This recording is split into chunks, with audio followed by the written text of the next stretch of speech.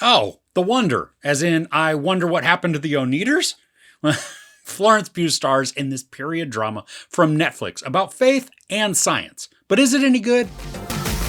In 1862, an English nurse is called to the Irish Midlands by a devout community to conduct a 15-day examination over one of their own, where an 11-year-old girl who claims not to have eaten for 4 months has been miraculously surviving. As the child's health rapidly deteriorates, the nurse is determined to unearth the truth, challenging the faith of a community that would prefer to stay believing. So this opens on a movie set, which I found to be a very odd choice. Now, I think the director is trying to illustrate the power of belief, that even the actors believe in this movie so much that it's going to make it real. But for me, it almost instantly broke me out of the illusion of a film. Now, I know it was one, but to call it out as fake right from the start, I just thought that was weird. This is based on the novel of the same name by Emma Donoghue. Now, I've not read that, so I can't speak to how closely this adaptation sticks to the source material. Luckily, though, I'm reviewing the movie, which I watched, and not the book. Now, Florence Pugh stars as Lib, the English nurse who's hired by the Irish community to watch the girl to determine how she's been able to supposedly survive for 4 months without eating. Now, Pugh plays the character with a certain matter-of-factness, but she's not without compassion. I really enjoyed watching her play a firm-handed, science-based person who also felt like she would bend on her stances just in order to save the child from any harm. The costume and the set designs, they really help to transport us to the late 1800s, where everything has this cold hue to it, and everyone, and then everything, just looks perpetually damp. Now, I especially enjoyed the interior shots when it was darker, because there would be candlelight that would be the only illumination, casting a very warm glow across the faces, but then also using the shadows to create a sense of mystery. The story is quiet, and it's even frustrating at times, and there are points where it feels slow, even though the patient drama is actually part of the storytelling feature.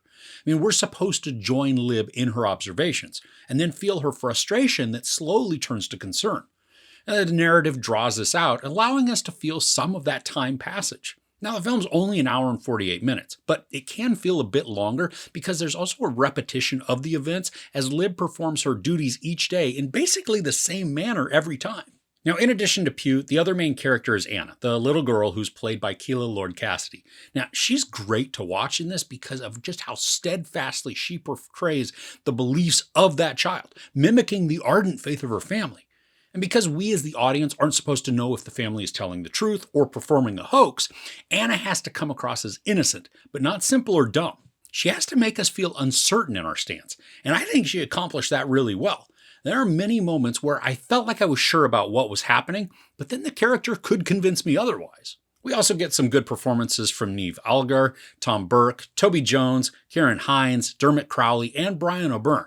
Now, I love the mix of skepticism and then utter belief that is seen throughout the community.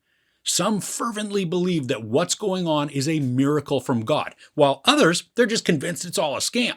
And even when the story presents the truth, there are still those that can't accept it, and they want to continue believing what they believed, even though it's blatantly wrong. Now, in addition to the opening scene where the set is clearly shown, there's a small part in the middle-ish of the movie where the fourth wall is broken.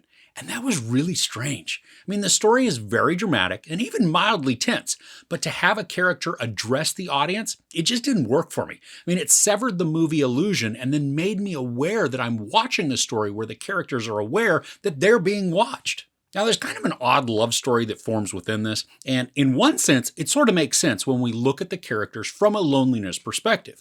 But given how short a time Pugh's character is actually in the location, that area of the story, it just feels very rushed and then convenient in order to make another portion work later in the film. In the end, this is a good-looking film, and it's acted really well.